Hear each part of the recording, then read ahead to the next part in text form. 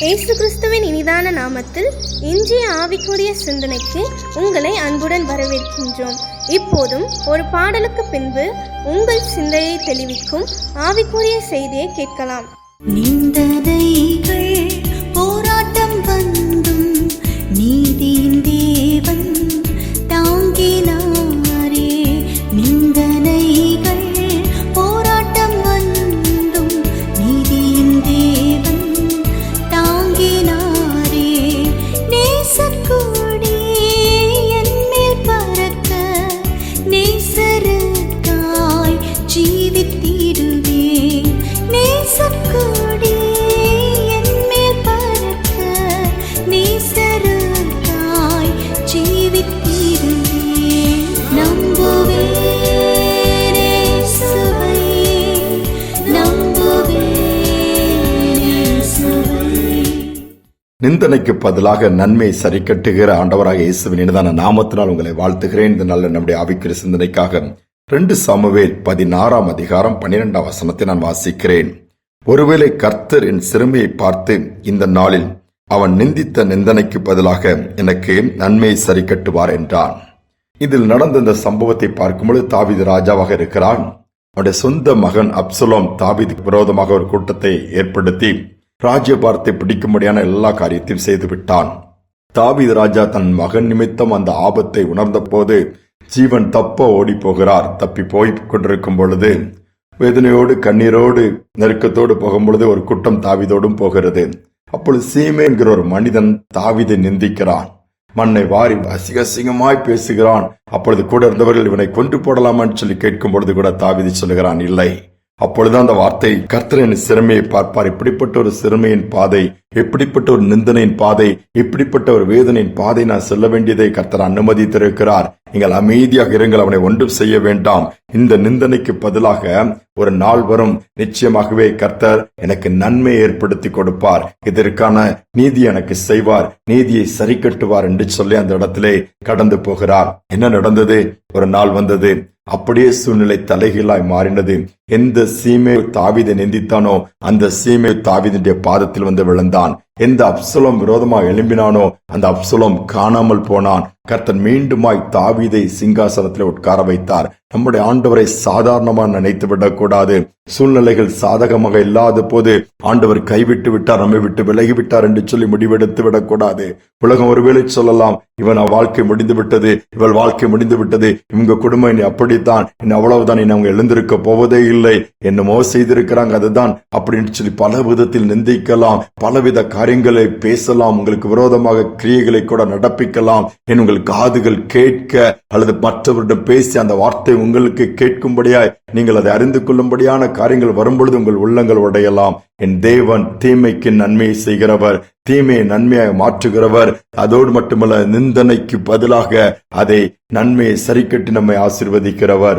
ஒரு சமயம் ஒரு சகோதரன் மிகவும் சோர்ந்து போய்விட்டார். சரீரத்தில் பலவீனம், அவரால் வேலை செய்ய முடியாத ஒரு நிலைமை, நிர்பந்தமான நிலைமையிலே மாறிவிட்டார். அதனால் வேலையிலும் பிரச்சனை, ஊழியம் செய்தார், ஊழியத்திலும் பிரச்சனை, எல்லா பக்கங்களிலும் அவர் நெருக்கம். என்ன செய்வதென்று சோர்ந்து போயிருக்கும் பொழுது என்ன நடந்தது தெரியுமா?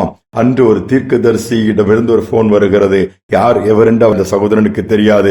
திடீரென்று ஒரு போன் வந்த உடனே அவர் அதை அட்டென்ட் பண்ணுகிறார். என்னை வந்து பார்க்க முடியுமான்னு சொல்லி அந்த தீர்க்கதரிசி கேட்கும்போது, நீங்கள் யார்? நான் குறிப்பிட்ட ஒரு தேசத்திலிருந்து உங்கள் பகுதிக்கு வந்திருக்கிறேன்.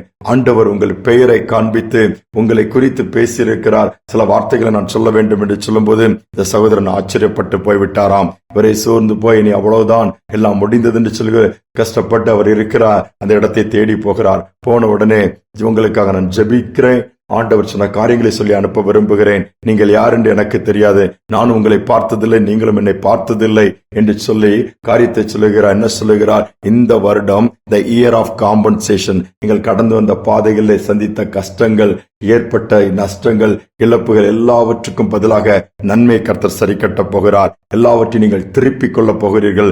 இந்த வருடம் கர்த்தர் அதை உங்களுக்கு சொல்ல சொன்னார். நீங்கள் அதனால் தைரியமாக சமாதானத்தோடு போங்க. எதெல்லாம் உங்கள் கையை விட்டு போய்விட்டதோ, பலன் போய்விட்டது, சுகம் போய்விட்டது, எல்லாம் திரும்பி வருகிறது நீங்கள் பார்ப்பீர்கள். வேலையில் இருக்கிற பிரச்சனை மாறி உயர்வை நீங்கள் பார்ப்பீர்கள். ஊழியத்தை வல்லமையாக திரும்பி செய்யக்கூடிய வழியை கர்த்தர் திறக்கிறதை நீங்கள் பார்ப்பீர்கள். இந்த வருடத்திலே கர்த்தர் அதை செய்வார். மீண்டுமாக கர்த்தர் அதைத்தான் சொல்லுகிறான் சொல்லி ஜெபித்து அனுப்பிவிட்டார்.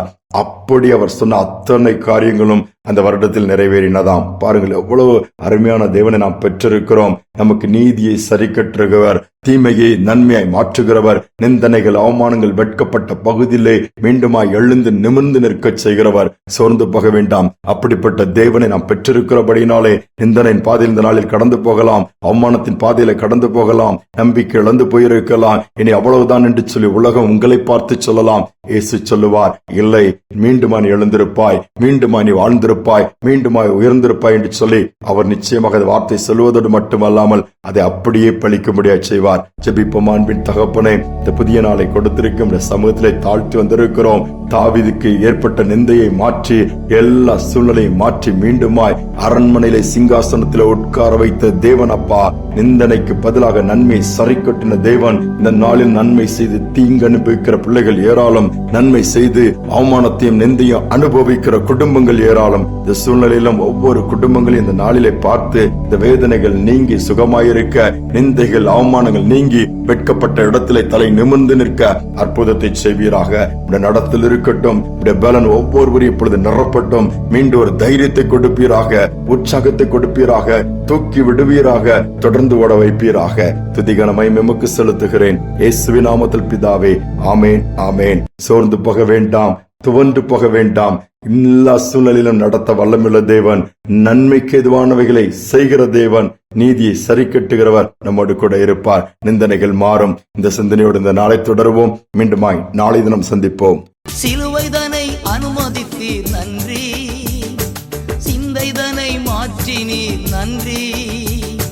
சிலுவைதனை அனுமதித்தீர் நன்றி, சிந்தைதனை மாற்றினீர் நன்றி.